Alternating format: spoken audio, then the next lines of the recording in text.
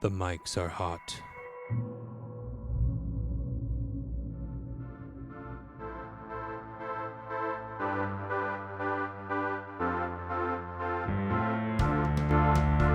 Hello there, ladies and gentlemen, friends and rivals. My name is Jared, and with me is the lovely, the perfect, my best friend, Anna. Aw, you just have to say that because it's Valentine's Day. Nah, I say it every day. We will be your hosts for the podcast. We are honored and grateful that you have joined us at our table. Here at the Game Table Podcast, we take a look at various board, card, and other tabletop games. We give an overview, provide a little insight on how to play, and share some of our thoughts, all in an attempt to give you an idea of how well it would fit for you in your table. But we're not doing that today, because it's Valentine's Day. Woot woot. Today, we will be looking at how to create a fun and engaging gaming date night with tabletop games.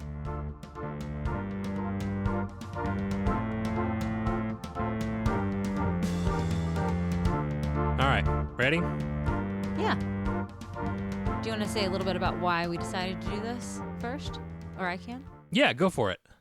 Well, we were trying to think of something special to do for you all for Valentine's Day. Mm-hmm. And I know usually when it's Jared and I, we are reviewing two-player games, and often that's because we are playing two-player games on date nights together.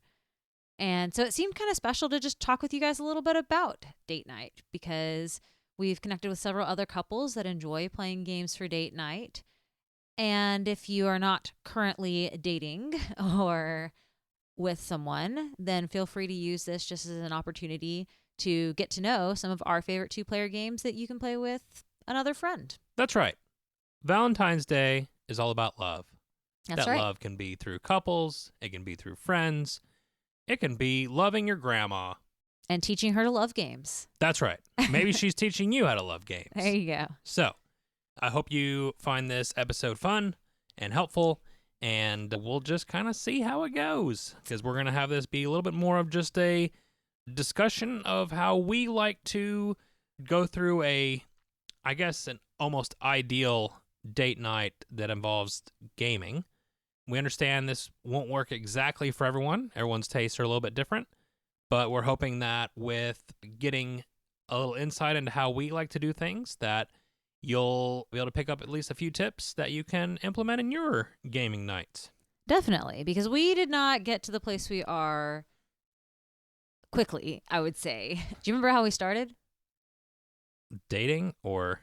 Well, hopefully you remember that, I especially do. since it's Valentine's Day. You know, it's Yes, important. I do remember how we started dating. No, I mean how we started out trying to game together for date nights. I don't actually remember how we started that, so I'm curious what you're about to say. Well, so I grew up in a family that played a lot of board games for family night, Yes. and you grew up playing more video games. Right. And so when you get married, you want to try to explore each other's interests, and so I bought you a video game that we were going to play together. It was a two-player video game. Borderlands. And we were going to play it together, and I was like, this is going to be a super fun date night because we can play video games together. Yeah. I didn't realize you were talking about video games. I can never forget this memory because Well, it go opened ahead. my You eyes can to so many you can things. say it then. No, I want you to tell it. You go ahead, because you'll probably tell it in a more even keel way than I can. Yeah, so this was before we had really gotten deep into board gaming. In fact, I would say getting into gaming stemmed out of this experience. That's why I said this is how it all started. Yes, I will say that is mostly true. I always have to give credit to Josh Taylor for showing us Catan. I know that you had already experienced Catan. Yes, I had played at the English's house when I was in college. Yeah, Yeah. but it opened up a whole new world when I don't know what it was about it that just drove me down this deep well. But regardless, yes. So I wanted a special date night that would build off of things that you enjoy, that would help me explore and learn to love things that you enjoy. So I got you Borderlands, which is a 2-player video game for, I don't know, I think it was for like a Valentine's Day or something like that. Yeah, something like that. Something like that. Yeah. So we sit down to play Borderlands and I'm so excited, but I've never played video games. Well, okay. I've played computer, like some PC games, not a lot. And I've played just your basic Nintendo, Yeah. like Pokemon, basically. And the computer games that you played were more puzzle based. Yes. Nothing with there was not fighting aspect hand-eye to them. coordination Yes. was not required in the video games that you've played. Right. So And that was the you problem. Picked up a first-person shooter. Yeah, picked up a first-person shooter, and I don't know, man. There were two things, and one of the things moved you, and one of the things oriented you, and I just joysticks. Yes. Thank you. They're supposed to bring you joy. No, they did not. I had no idea what I was doing any of the time. Jared kept on being like, "No, go left, no, go right," and I don't know my rights and lefts, unfortunately, automatically, and so Yo, that was the most infuriating part. Like I was so patient with everything. No, you until weren't I very couldn't. patient. I was okay, as a seasoned veteran Halo player, I knew how to screen watch. And so I was watching her screen probably more than I was watching my own, trying to help guide her through the map. And yeah, he was like, just follow me, but I couldn't follow him because all I could see was the sky. I don't know why I couldn't. Oh, that's so true. Look down for Anna, some reason. You gave me the true joy of realizing that. Was it a joy? It was really? hilarious. It truly was, to watch you look straight up and just spin around in a circle. I thought that was only like an internet goof thing. I didn't think that actually happened. Wow, and you just got to see it in real life. It blew my mind. During a date night with your wife. But that very difficult experience has birthed something incredible. It's true. It really has, because we got done with that very first time of playing Borderlands together, and Jared put down the controller and he said, "I never want to do that again. That was one of the most stressful experiences of my life." And I said, "No, I can get better. I can learn." And he goes, "No, I want our date nights to be fun and relaxing and connecting." And I was just so stressed that whole time. And so that was that. We ended our video game date nights right then and there and started exploring other ways of gaming together, which has blossomed into this beautiful board game hobby that we both share and we both love and we both get to be good at. That's right. Absolutely. No, I think it's been great. And we have really had to learn over the years how to be really good, even at preparing a streamlined and very fun date night, so that we can both focus on each other and the game, and one doesn't necessarily trump the other. It's a really nice blend that we've figured out. And so that's kind of some of what we're going to be talking about here tonight. So when we're talking about a good tabletop gaming date night, we're going to go through some steps. And so I hope that this is something that somewhere along the way, we drop a nugget that you're like, "Oh, that's a great idea," and that you can try it on your next date night or your next friend night or whatever it may be. So as with all good experiences or get-togethers, there's preparation that's involved, okay? So Anna, why don't you kick us off here talking about some of the preparation things? Yeah, so I mean, I'd say this is true of any get together. This is true when I'm going to have a friend over. This is true for any date night that we would. I plan ahead so that everything can go well. And so planning ahead for us looks like thinking ahead of time, what might we want to do? We dress up like we're going to a date. We brush our teeth like we would before we go to a date. We try to smell nice like we would before going on a date, because we don't want to treat this just like another everyday night at home. We want to treat it like a special connection night, like we would if we went out on a date. Yeah, and it doesn't necessarily mean that you have to dress up. Like sometimes we do like coordinated casual clothes or pajamas or whatever, if we decide that's the vibe we want to go for. It's true. I mean, where else can you wear your coordinated pajamas on a date? It's true. So, definitely. We need more places like that. Yeah, we really do. But yeah, definitely good hygiene. I also think we've had a lot of fun with planning drinks and snacks ahead of time. In the same way that you would plan, okay, am I going to go to a restaurant? Are we going to cook dinner? We still do that. And a lot of times, if we decide what kind of game we're going to play, so for example, if we were to play viticulture, which is all about managing vineyards, And making wine. and making wine, I will make sure that we've picked up a nice bottle of wine for Anna, and I will pick something else because I don't like wine. But we might have grapes or cheese and crackers or something else to go along with the theme of the game, which actually it really adds to the ambiance of the evening. It's true. It feels a lot more fun to be playing a game about managing a vineyard or making wine when you've got your wine and your charcuterie board that you're munching on alongside of it. That's right. That's right. And along with that, actually, we don't have this in the notes that we're looking at, but adding a little bit of background music also really helps with that. Oh, that's true. Because yes. especially when you get into a game where you got to think a little bit and you have that downtime, you still got the really nice music playing in the background to add to just the flavor of the evening. So it definitely adds to that. Yeah. And planning drinks and snacks ahead of time is fun for the connection to make it feel more like a date. And it's fun to theme those with the games that we're playing. It's also important to plan ahead of time, though, because you're a little bit picky about what people eat around games. Or maybe you're not too picky.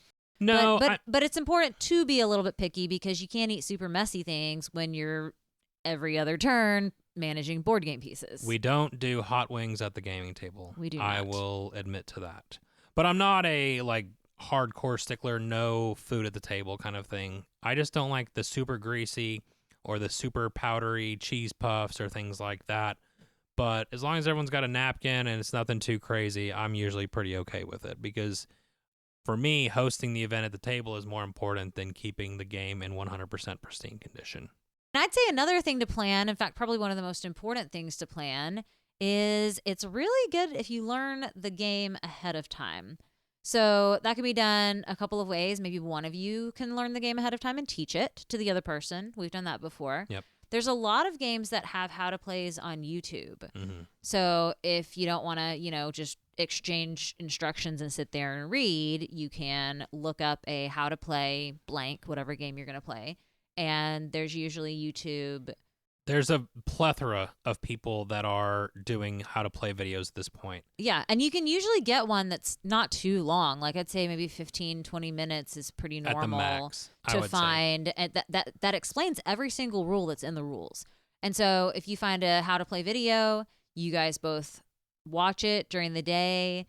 Actually, that's kind of fun because sometimes we'll have a new game that we're trying out, and Jared's usually the ones that will find how to play videos because he's pretty good at filtering through and knowing which people are kind of do a good job explaining the ones that we like for how to plays. Yeah. And so he'll send me a how to play video halfway through the day, and it's this fun little fun, I get to prepare for our date night. And so I'll watch the how to play, he will too, and then we come to the table and we're not struggling through rules, which kind of puts a damper on the start of the night. We're both coming eager to play, having already learned the rules. Yeah, the very last thing that you want to do is have everything come to a screeching halt because you have to have one person sitting there reading the rules and the other person's twiddling their thumb or they're jumping on their phone or whatever it may be. And then they eat the whole charcuterie board and there's none my left for the person that's gosh. reading the rules. It's a disaster. It's sad, yeah. No, this is a personal rule that I have for myself across the board, not just in a two-player night. This is almost every game night that I host. I will pick games that I am prepared to teach or that we already have a good understanding of because you really want that flow to keep going. And to me, it has never been worth it to start a new game raw with nobody having any experience inside the rule book or any understanding of what's going on with it. I just think it takes too much extra time to really get a good feel for it. I'll list a couple. We list a how to play for each game that we review. We do shuffle it up from time to time depending on the game.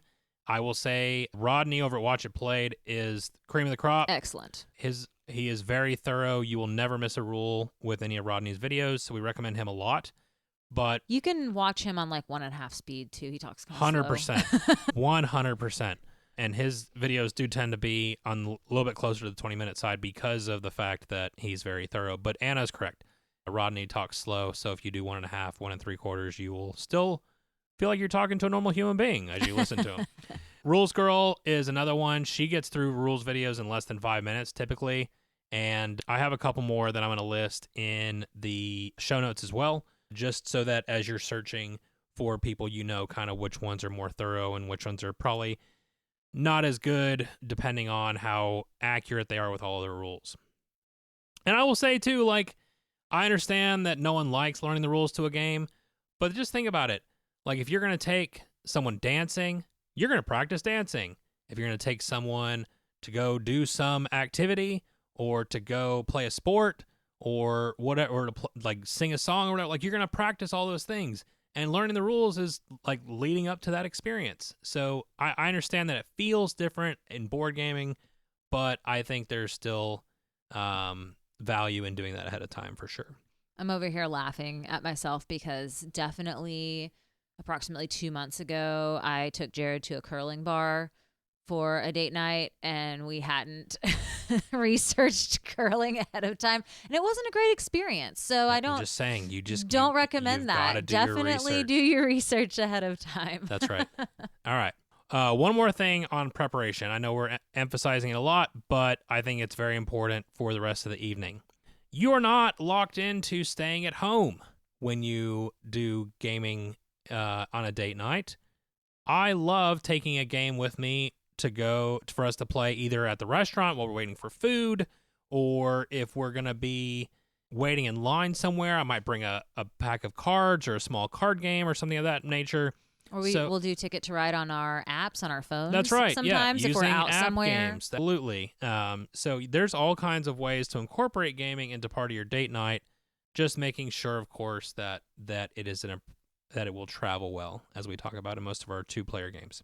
So I want to talk about the next section. So we Go for talked it. about preparation, but another really important part is connection, because any date night, that's what you're going for, is you're going for connection. That's right. And I wanted to put this in here because I talk to couples sometimes where maybe one person is a little bit more into gaming than the other, or more than that, maybe one person is a little bit more into a certain type of game than the other person.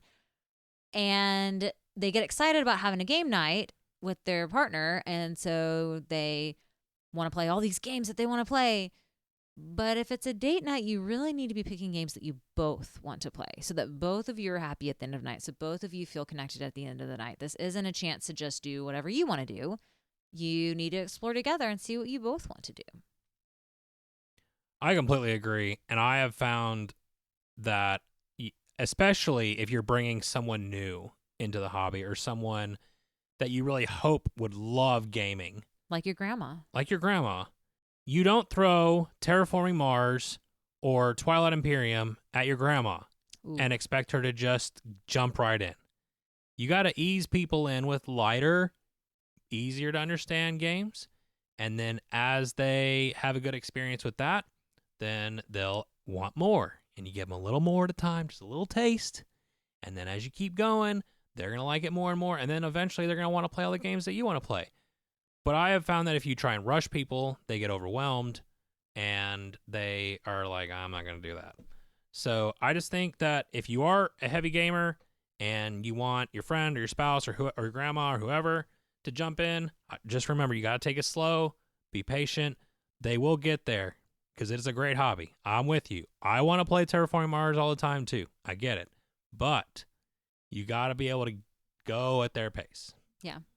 And I know we just talked about preparing ahead of time and knowing the rules and planning for what game you're going to play, but it's really important to pivot too. That's right. So we have had several nights where we know tonight's going to be a date night. It's exciting, but then the kids don't go to bed quite as easily as we hoped that they would, or one of us is a little bit more tired than we thought that we would be. And it's important at that point in time to recognize the needs of your partner, or to recognize the fact that your partner has to wake up at 6 a.m. the next day and we just don't have time for this big 2-hour game that we plan to play.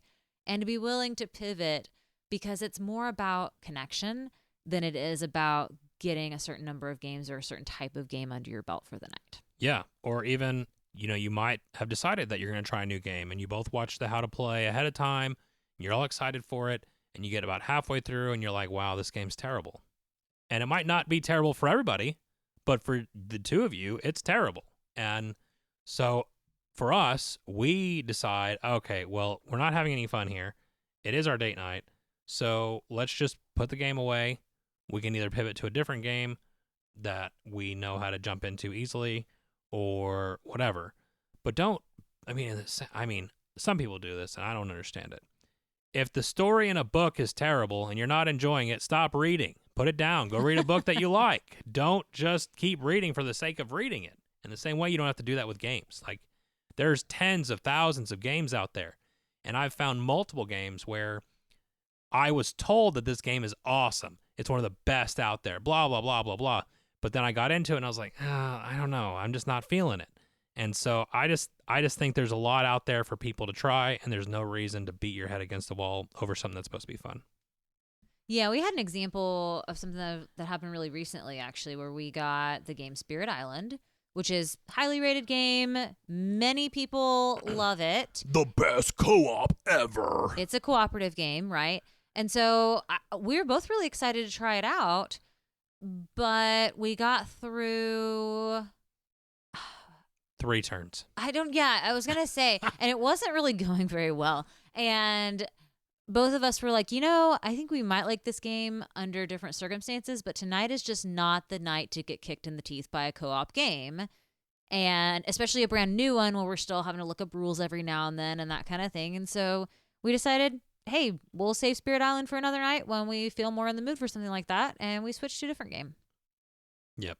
Now, to be fair, I've tried Spirit Island like 6 times. I don't know if I want to try Spirit Island again. You didn't tell me that.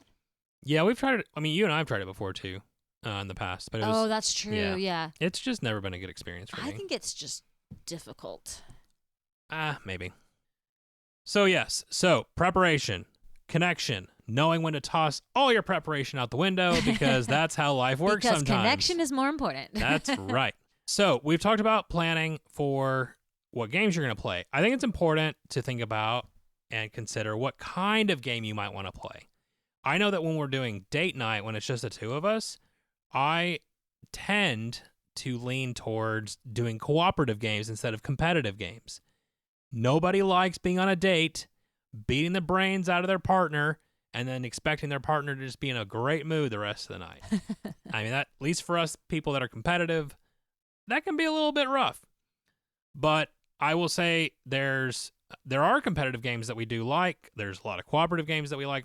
We're just going to go through some of these and go through a couple different game types. And for people that are new to the hobby, when Jared talks about cooperative games, he's talking about the two of you are working as if you're on the same team against some sort of problem that the game throws at you. Yep. And so that's why, I mean, you could still lose and feel bad at the end of it, but you're doing it together. It's not one person winning and the other person losing. Whereas competitive games, there's one person winning and the other person is losing. So some of our favorite cooperative games that we like to play, we've got Fox in the Forest Duet. It's like a trick-taking game, kind of like Spades or something like that, but you're playing just the two of you together, and there's a interesting puzzle going on where this particular tile are on the board, and the way you do that is based on who wins the trick. And so you're working together. You can't talk about it during the game, but you're using those cooperative skills to be able to get the piece where it needs to go. Yeah, and it was really fun to come across Fox and the Forest, in case you think I'm saying in the forest, Fox and the Forest Duet, because we had played the actual Fox and the Forest, which is a competitive trick-taking game, which was really fun. Also 2-player. Right, but it was very cool to find this idea of a trick-taking game where it could actually be cooperative. So that was a really unique thing. We were happy to stumble across that. Another one that I enjoy is Codenames Duet. No, we both enjoy this. We just don't like playing it together. I like playing it with Jared. But apparently it has taught us that we think incredibly differently from each other. So in Codenames, there's a grid of different words out, and you're trying to, and you have the knowledge of certain words in this grid that you're trying to get your partner to guess which words you have on your little hidden grid. And they've got a little hidden grid on their own side of which words they're trying to get you to guess. But you can only say one word. And the way that works is you don't have enough turns to say one word for every single word. And so you're trying to kind of combine words together. So for example, I could say the word sand because I was trying to get him to guess beach, which is made out of sand, right? Or maybe box, sand, box. And I think, okay, sand will get him to guess beach and box. So we'll get 2 out of there, right? But that doesn't ever work for Jared and I. We always get kicked by this game when we are trying to play cooperatively because apparently we think very, very differently from each other. Our brains are very different. And it's very interesting, and it actually works very well in most areas of life. But we do have a tendency to get very... You have a tendency No, to get that's very frustrated not with true. this game. That's not true. I think it's a cool challenge because when you play Codenames Duet, for those of you that are used to the bigger game, you're on teams and you're going against each other in the bigger game. But in Codenames Duet, you each have a set of words you're trying to get the other person to guess. It's a great design. And if you do it and you've only got a certain number of turns to do it in, and if you do it in a certain number of turns, then you beat the level in a certain city. There's a map that you're going through, and then you can choose to go to the next city, which has kind of a different challenge. So. Yeah. No, I mean, I love the game itself, and I think that you get more frustrated than you're willing to admit. But that's okay. Some of the other ones that we really like, Pandemic is a game where you're working together to try to save the world against a virus that is spreading, 4 viruses, in fact, that are spreading. Yep. There's a variety of different game series that simulate an escape room. Our favorite is the Unlock series. It works with a deck of cards and an app on your phone, and you're trying to solve this puzzle, and it works very much like an escape room. The Exit series also works really well for that. We've really enjoyed both of those. And in a little bit different but similar way, Chronicles of Crime is a kind of a part board game, part app driven, figure out who done it kind of game where you're working together to try and figure out the clues and solve the crime that they present to you. You'll use the app to look at different crime scenes and go to different places and interview people. It's pretty cool. So those are some of our cooperative games that we really like. And then, Anna, you want to talk about some of our competitive games? Yeah, so some of our competitive games that we've enjoyed playing are, I got Jared for Valentine's Day a couple of years ago, actually, Paris, La Cité de la Lumière, which is a game where you're laying down tiles to build a city in Paris, and then you get to add different types of aesthetics, and you get to add lights and light it all up at the end and see who has a beautiful city. And then in a similar vein, we enjoy playing Tenpenny Parks, which doesn't have to be a 2-player game, but it plays well as a 2-player game where you are building roller coasters. Yep, and we have talked about Tenpenny Parks in the past, Ian and I have, so if you're interested in hearing more about that one, then you can check out that review. And some of these we will review in the future. I think they merit, and some of the other games we're going to list merit their own review episode, but we wanted to go ahead and get several of these out there just to kind of give you some options to think about. So after kind of deciding if we're going to be cooperative, work together, or if we're going to compete against one another, then we decide whether we're going to focus on a more light, medium, or heavy game. Now, this has kind of 2 things to it in my mind as far as what each of these things mean. So on the one hand, light, medium, heavy is focusing on how difficult of a game it is to learn. Okay. I also add a little bit more to that of how much thinking you're going to be doing in the game itself. So Pass Tally is a good example of it's pretty light as far as learning the rules, but you're going to be sitting there possibly head in hands at times trying to map out all the different possibilities and figuring out what you want to do. It's true. You're going to be setting a timer for your partner, That's being right. like, you've already been thinking for 5 minutes. You've got to lay down a tile. It's true. And so for me, even though I would say rules-wise it's a light game, I bump it up to a medium so that, we kind of have a more accurate description of the game itself. And, sometimes we'll mix. We'll have a medium game, and we might have a light game on either side of it just to kind of give a appetizer, main course, and then dessert kind of functionality of the different games. So some light games that we play, we've talked about Sky Team before. Yep. That's another one of our episodes if you want to check that one out. Pretty light game. You can play it pretty quickly, and it doesn't require a ton of thinking because you're rolling the dice each turn, and so you've only got that much to work with, basically. Another light one that we like is a mushroom collecting game that I think is super fun called Morels, or Morels, maybe. Morels, yes. Morels. I mean, you're the mushroom person, so you would know better than I would. I only read them. I don't pronounce them. But no, this is one of those games where we have taken a passion outside of board gaming that Anna really likes in foraging for various items, mushrooms being a primary one of those things, and found a game that involves them. And we try to find several games like that kind of emulate some of our other passions. And it's a fun game to play, and it's very light. It doesn't require too much thinking, and we have a good time with that one. Anna, you can talk to some of these other medium level games because I think that you really enjoy both of these a lot. Yeah, and I'd say a lot of times I will voice a preference for a medium leveled game because I love, love, love some of our heavier games. But again, when you're doing a date night, so typically we do our date night sometime during the week, and you've got to wake up for work or whatever else the next morning, and you don't have as much time. Mm-hmm. And so playing a medium game can feel really connecting, like I invested a lot, and I still, am not waking up all groggy the next morning. So anyway, some of the medium games that we like are Isle of Cats. That's a super fun game where you're exploring an island that has a ton of cats and you're collecting them and you're laying them down almost Tetris style in a boat that you've got, trying to fill your boat with as many different kinds of cats as possible and treasure and such like that.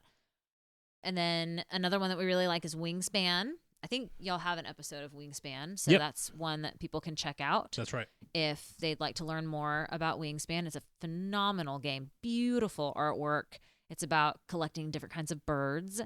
And so you're collecting birds, but you've also got to have the resources to feed them, and you've got to have the eggs. And so it's one of those kind of kingdom building type games where you're building up your birds and then you score points at the end. Isle of Cats is this way as well. Then you score points at the end for how good your boat of cats or or grid of birds is, and whoever scores the most points at the end wins. Absolutely. And then the last category in this section is the heavy games, which I really like to bring out when it's a more dedicated date night. The kids are off at grandparents' house, or we don't have to worry about waking up the next morning because it's a special holiday or whatever it may be. And that lets us dedicate more time to these games that we don't get to get out as much. But because it's two of us, the game will go a little bit faster and we can really dive into these heavier titles.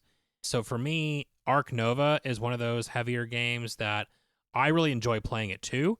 It doesn't take more time than it has to at two players, and I still feel like I'm getting a full game of it. And another one for me is a two-player specific game, which is Star Wars Rebellion, which is essentially the original trilogy of Star Wars in a box. It's very well done. It's incredible. It's one of those games that we found at a convention one time, and it was one of the few times that we sat down, learned the rules, and played, and I had no regrets because I was just so thrilled to be playing this game. I think we learned the rules and played it twice. Even. Yeah, I think we dedicated. It was most like of the whole that afternoon day. doing it that. Was, yeah, it was great. And then you have a couple heavier games on here too. Yeah, for sure. So one of my favorite heavier games is Through the Ages. This game just takes a very, very long time. I think the last time we played with 3 people, it took about 6 hours. So Sorry, just James. be prepared if you're breaking out this game. But it's a beautiful game. It's a game about history. You're a civilization and you're building your civilization from, just sticks and stones all the way up through the modern era. If you've ever played the computer game Civilization, it's basically like a board game version of that. And it's one of my favorite games. I love playing it. And then the other heavy game that we will break out, and doesn't quite take 6 hours, but it does take a good chunk of time and it takes a lot of thinking, is Terraforming Mars. And I think we're going to do a podcast on Terraforming Mars sometime in the near future, so maybe stay tuned for that. Yeah, definitely this year. I'm not sure what time, but we will definitely do it this year. But that Terraforming Mars is my number one game right now. I think it is incredibly well done. The science in it is just so fascinating. If you're interested or you've looked into how the science behind how we would terraform a planet, this game does it very, very well, and it is very fun to play. Well, and also the game was created by a doctor of physics and a doctorate in chemistry. Yep. So I think they tried to do the science correctly. Absolutely, for sure. Most of those games that we just listed off are competitive games, with the exception of Sky Team. But all those in that kind of section were competitive. And one thing to think about, if you're going to go competitive, one other thing to consider is, do you want it to be something that's more direct conflict, like a game that directly focuses on player versus player combat or something of that nature? Or you could pick something that's less direct, but still engaging. So, for example, Cascadia is a game where you're both building out your own tableau of different animals and you're kind of putting together your own thing. There's some player interaction, but it's not a fully, there's not direct conflict in a way that makes you kind of feel like you're butting heads. So just something to think about. Sometimes we like being directly competitive, and sometimes we don't. So it just kind of depends on what you're going for that night. Yeah, and I know Jared said earlier that he likes to pick cooperative games for date nights, and I'd say I tend to like the games where you're doing your own thing, but then you're still competing with each other at your score at the end. So some of your worker placement games are like that. Some of your world building games are like that. Games like Ticket to Ride, which we didn't mention, but we love playing for date night. In fact, Ticket to Ride is perfect. Yeah, Ticket to Ride has some excellent games that are actually designed specifically for 2 players. So you can play Ticket to Ride, or 2 or 3, I think, right? Well, it's still 2 to 4, but it's in that more like 15 to 20 minute range instead of a full hour. They're the smaller boxes. So there's Ticket to Ride New York, San Francisco, London, and I think they also have either Amsterdam or Germany or something like that. That's a small box as well. Yeah. So we enjoy the bigger Ticket to Rides, but it's nice that we can get out a Ticket to Ride game and play it in 15 minutes as well if we want to. So that's always a fun one. Yeah. So what Jared was saying about the less direct engagement when you're doing your own thing, but then just comparing your score at the end, versus more intense engagement would be where you're just head to head duking it out. Like what was that other Star Wars game you tried to get me into where we both had characters when we were playing down cards and directly attacking each other's characters? Yeah, Star Wars Destiny. It was fine. It was great, but Fantasy Flight screwed it up, and so it became a disaster. I'm sorry. Yeah, Didn't realize I was bringing back trauma for you. It's a sad time, but that's okay. It's all good. So, but there's been several of those where you're directly attacking another player that we have played, but again, we tend for the slightly less conflict-centered for our date night, usually. That's right. There are games that are specifically designed for 2 players. We've talked about Patchwork before. Great game. Wonderful. Absolutely recommend. Seven Wonders Duel is... So Seven Wonders is a game that plays 1 to 7 people. Seven Wonders Duel is a 2-player specific. There's other ones like that. Splendor Duel is specifically 2 players. I think there's one for the networks that's a 2-player game. So they take a lot of these like regular games and then boil them down to a 2-player game as a way of making it easier for that 2-player experience. I think those are kind of hit or miss.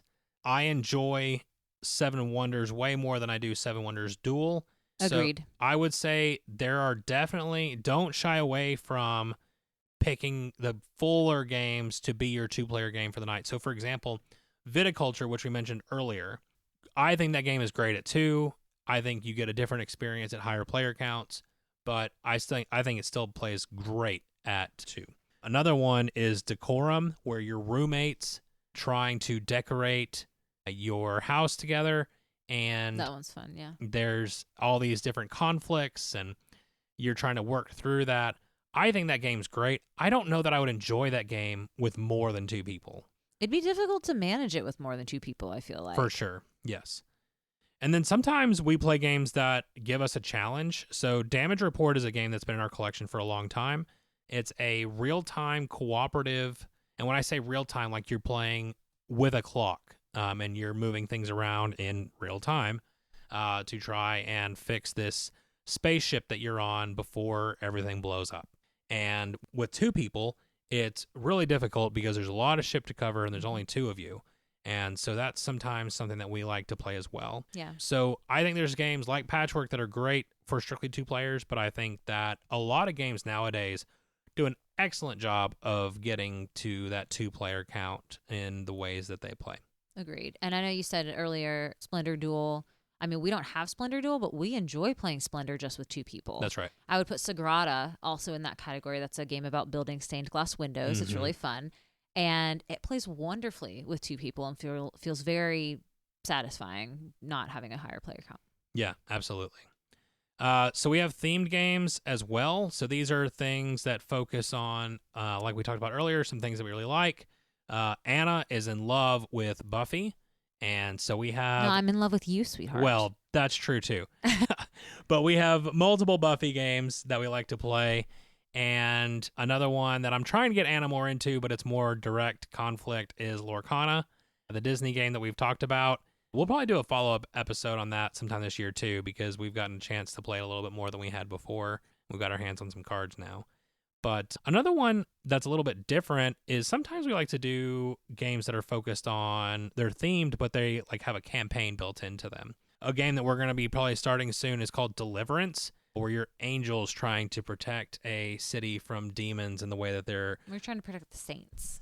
Well, that's what I was getting to, is that you're trying to protect these saints that are in the city. And yeah, you go through like this full-on dungeon crawl as these angels, which sounds pretty cool. So we're going to try that out. And there's some others that we've tried in the past as well. So having that, it's not D&D, but it has that kind of story aspect to it, is a lot of fun as well.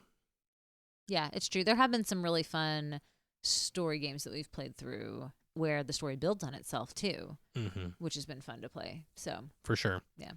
So speaking of D&D, you can play D&D at 2 players. We have done it.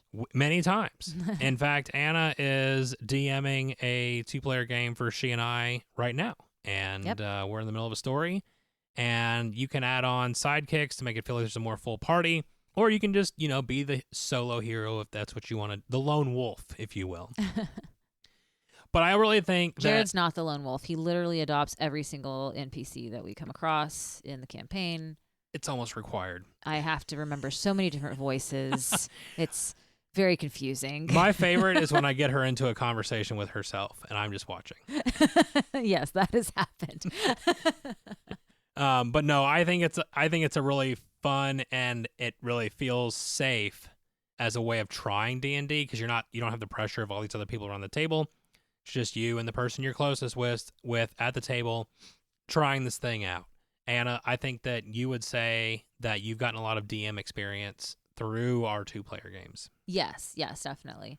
And I'll also say D&D feels special because because whoever's DMing has to prepare for the other person. So the other person doesn't have to prepare as much, but whoever's DMing does have to prepare. They've got to get all of their story in line, all their characters in line, and if they want to be super fancy, any, props or pictures or music to go along with it.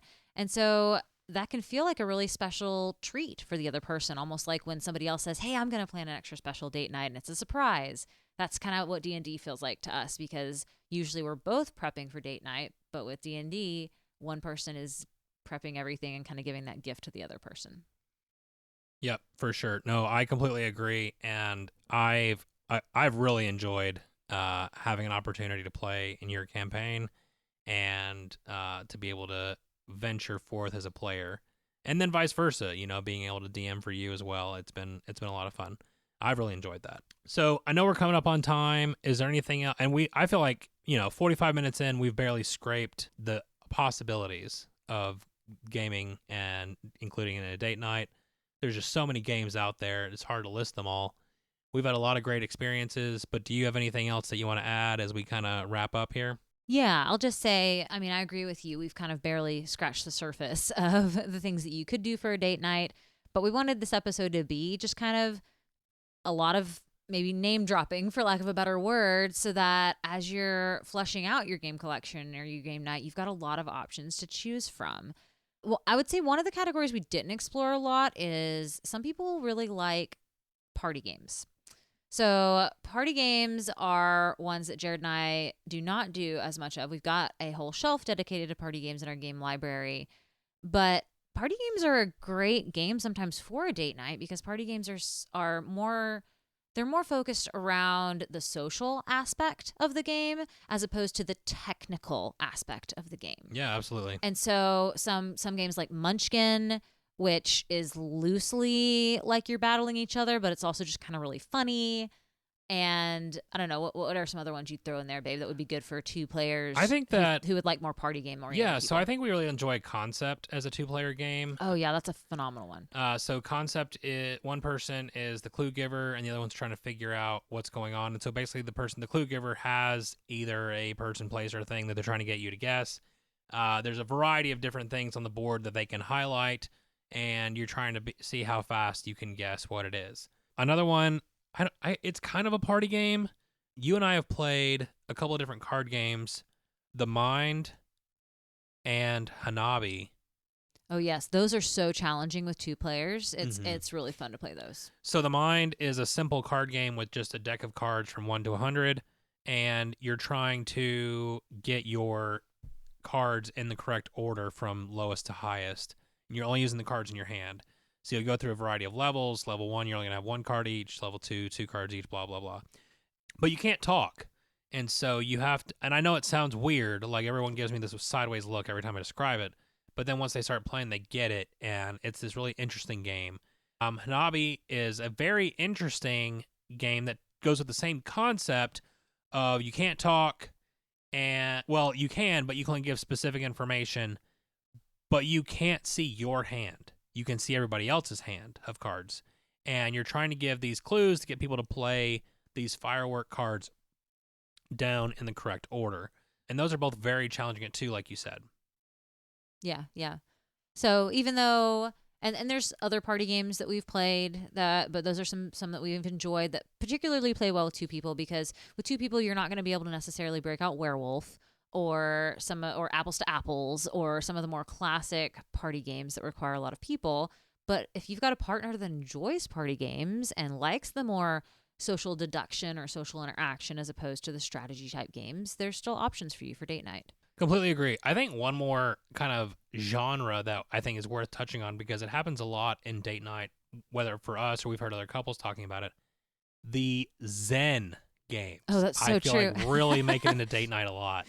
We have some couples that are like, oh yeah, we only play the games that are building gardens and trees and things like that because they're so relaxing for our date night. That's right. Yeah, I'm like looking over your shoulder and I'm like, oh yeah, there's Takinoko, which is all about taking care of a panda, and you're competing who can do that best. Or there's Lotus, where you're literally just building flowers. Yep. There's the Parks, where you're going through a park. Or Arboretum, where you're building a forest of trees. What's the one where you're actually building trees and the cards lay out like branches? That one was super zen. Kodama. And then you add stuff. Yep, yeah, that one's right. super zen too. Yep. So lots of very zen games where you're competing, but it's super chill. I would even say it's a different category from the everyone's kind of doing their own thing, because there's direct interaction, but it's almost like, man, we're just all here to have a good time, you know? Yeah, it's just like, man, good. we're just all making something beautiful, and it's so fun. That's right. So I definitely would recommend looking into those kinds of games as well. So anyway, I hope we haven't necessarily overwhelmed you as we've just name dropped all these games. Hopefully you can kind of pick, hey, I like this category, or hey, this one sounds fun to expand into. And honestly, guys, we didn't start with, all of these games under our belt either. We started with games that were a lot simpler in their rules. I remember at the start we would play tons of Boggle or Set or Porkle. Rummy Cube, yeah. So there's games that maybe if you want a little bit less of a learning curve, a little bit simpler rule set, but you just want to enjoy playing games together, you can go back to some of those classics, and it's still a fun game night. Absolutely. Yeah, I completely agree. And again, it goes back to what we were talking about earlier with introducing someone new. Start easy, just dip your toe in, and then gradually work your way up, and it gets less and less scary as you go. All right, well, I think it's time to wrap this up. If you're still listening at this point, or if you've listened at any point during the episode, thank you so much for checking this out. I hope you've enjoyed the episode. If you have feedback or want to give us your thoughts on the game, we would love to hear from you. Links to our socials are in the description. If you don't like socials, I completely get it. Shoot us an email at thegametablepodcast@gmail.com, find us on Board Game Geek, or join our Discord. 5-star reviews, subscribing to your podcast player of choice, following us on socials, if that's your thing, and joining the conversation on Discord. All of these heroic actions are immensely helpful in growing this podcast. Special thanks to Angie Santiago for our cover art, and to Anna Snyder who made the music. Join us next week as Anna, Julia, Ian, and myself give our thoughts on the full campaign of Ticket to Ride Legacy, Legends of the West. We have finally beaten it, and by beating it, we have completed it. It has beaten us. Oh, that is so true. In the meantime, may your dice rolls and your card draws be blessed, and your experiences at the table be ones to remember forever. Goodbye and happy Valentine's Day.